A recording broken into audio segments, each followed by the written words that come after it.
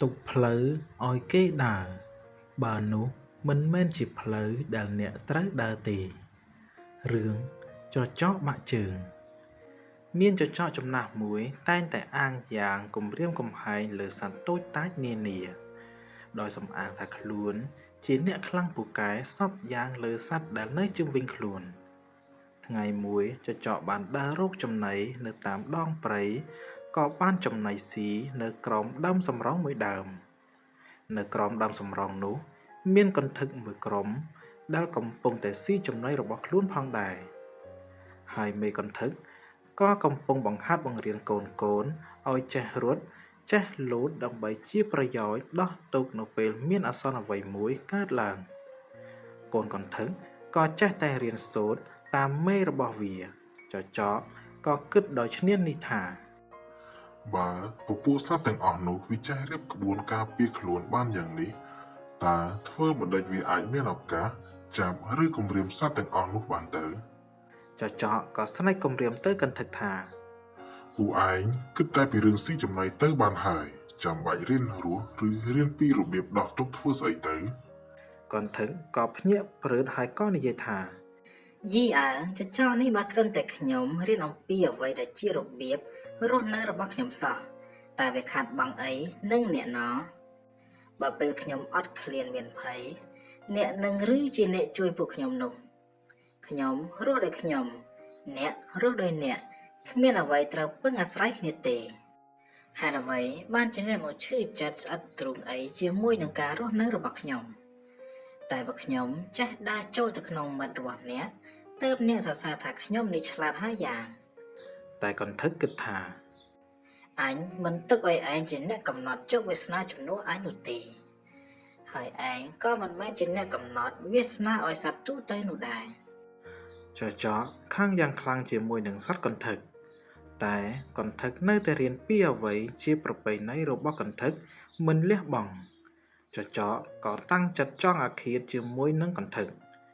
ហើយកន្ធឹកក៏ត្រៀមខ្លួនប្រយ័ត្នចំពោះគ្រោះភ័យដោយសារចចកមួយនោះផងដែរថ្ងៃមួយចចករកចំណីមិនបានសោះធ្វើឲ្យមានអាការៈហត់ហេវជាខ្លាំងពេលនោះក៏ប្រទះនឹងសត្វកណ្ដុរមួយនៅក្បែរនឹងផ្ទាំងថ្មវាក៏ស្ទុះទៅចាប់កណ្ដុរភ្លាមតែកណ្ដុរក៏មិនឈរឲ្យចចកចាប់នោះដែរចចកភ្លឹតស្នៀតគៀបជើងនិងប្រគៀបថ្មបាក់ជើងនៅពេលនោះហត់ក៏ហត់ហេវក៏ហេវហើយត្រូវបាក់ជើងមុខខាងស្ដាំមួយទៀតពិតជាឈឺចុកចាប់ណាស់ចចកប្រឹងដើរទាំងឈឺចុកចាប់និងហត់ហេវភ្លេចខ្លួនក៏ស្រាប់តែមកដល់ក្រោមដើមសំរោងជាទីដែលធ្លាប់ប៉ះទង្គិចជាមួយនឹងសត្វកន្ធឹកវាចូលទៅដេកយ៉ាងសន្ធឹងសន្ធ័យដោយសារតែឈឺចាប់ផងនិងហត់ហេវផងវាបានចោលភ្នែកទៅលើដើមសំរោងក៏ឃើញសត្វស្ទាំងមួយងឹបជិបនឹងប្រគៀបមេសំរោងចចកឃ្លានណាស់តែបាននឹងឡើងទៅយកសត្វស្ទាំងដែលងឹបនោះមកជាចំណីក៏ឡើងមិនរួចតែបើនៅតែត្រឹមបែបនេះក៏ឃើញថាក្រពះវាកាន់តែឃ្លានស្ទើរដាច់ខ្យល់ស្លាប់ទៅហើយចចកក៏ដាច់ចិត្តស្ដីនឹងសត្វកន្ធឹកថាកន្ធឹកអើយសូមអ្នកជួយទាញទម្លាក់ខ្មោចស្ទាំងនោះមកខាងក្រោមមកត្រឹមនឹងខ្ញុំបំបត្តិក្តីស្រីឃ្លានផងណាមួយវាក៏មិនមែនជាចំណីសម្រាប់អ្នកនោះដែរបើទុកចោលក៏ឃើញថាវាគ្មានប្រយោជន៍អ្វីនោះទេកន្ធឹកតបវិញថាលោកចចកឯងជាអ្នកខ្លាំងពូកែតាំងពីដើមមកហើយចុះហេតុអ្វីពេលនេះបានជាដាក់ខ្លួនធ្វើជាទុនខ្សោយអីយ៉ាងនេះការរស់នៅរបស់ខ្ញុំមិនអាចជួយអ្វីលោកបាននោះទេអ្នកមិនឲ្យខ្ញុំហក់លោតអ្វីផងធ្វើម្ដេចខ្ញុំអាចទាញខ្មោចស្ទាំងនោះឲ្យអ្នកបានទៅបើសូម្បីតែខ្ញុំរៀនរស់តាមប្រពៃណីរបស់ខ្ញុំក៏លោកទៅចិត្តដល់នោះចចកកាន់តែខឹងនឹងសត្វកន្ធឹកយ៉ាងខ្លាំងហើយបានដើរចេញទៅវាបានឃើញសត្វថ្មាតពីរក្បាលកំពុងតែស៊ីចំណីនៅក្រោមដើមធ្នង់ចចកក៏ស្រែកសុំថ្មាតថាថ្មាតអើយឥឡូវនេះខ្ញុំឃ្លានខ្លាំងណាស់សូមអ្នកទម្លាក់សាច់ខ្លះឲ្យជាអាហារដល់ខ្ញុំផងថ្មាតសួរចចកថា អ្នករកចំណៃមិនបានទេឬ ចចង់តបថា ខ្ញុំរកមិនបានទេហើយខ្ញុំក៏មានរបួសទៀតផង